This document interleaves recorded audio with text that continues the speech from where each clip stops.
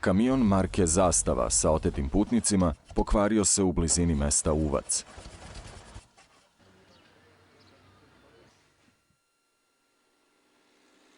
Iz pravca Priboja naišao je kamion kojim je upravljao Miloje Udovičić, vlasnik kafane u Priboju.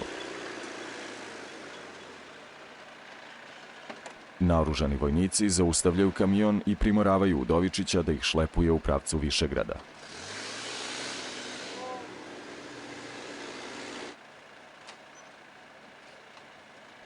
Miloje Udovičić, kao i drugi svedoci otmice, među kojima i vozač radničkog autobusa Vojislav Stojkanović, i danas, 10 godina kasnije, nerado govore o ovom zločinu.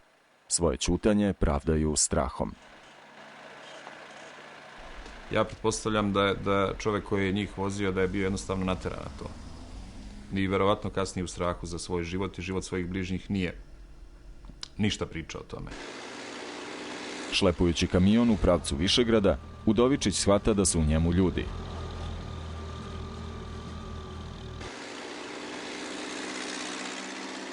Vest o otmici rodbina otetih saznaje istog dana, posle nekoliko sati. Izutra oko 10 sati, ne znam koliko, 9, pola 10, ne znam tačno vrijeme. Kad me zove punica, kaže, zvala mi je, kaže, odvela ti brat. Rekao, nije problem, odveli brata, vraći ga, ja znam. Sreće to Užički korpus, vojska, milicija, opština. Došao na kapiju, pitao portira, došao Idris Givović na poslu, kaže nije. Onda mi je sve bilo jasno, da je odvedan i...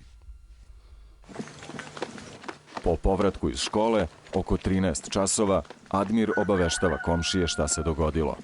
On će rodbini otetih saopštiti tragičnu vest, koja će potom, u nedostatku pravih informacija i istrage, početi da živi svojim životom.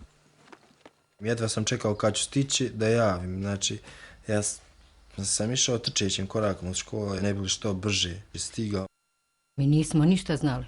Za njih dok se nije dijete vratilo iz škole u 12 sati. Dijete naravno isprepadato, završila mu se nastava, vratio se, on je prvi meni rekao šta je se desilo, onda je bilo na radio Priboju. Radio Priboj obaveštava javnost o otmici tek u vestima u 13 časova, 6 sati nakon kidnapovanja putnika.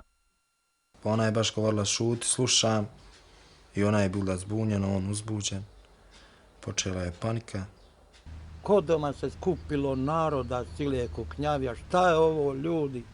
Dolazi mi jedna osoba Ramize, kaže, malo su stabili.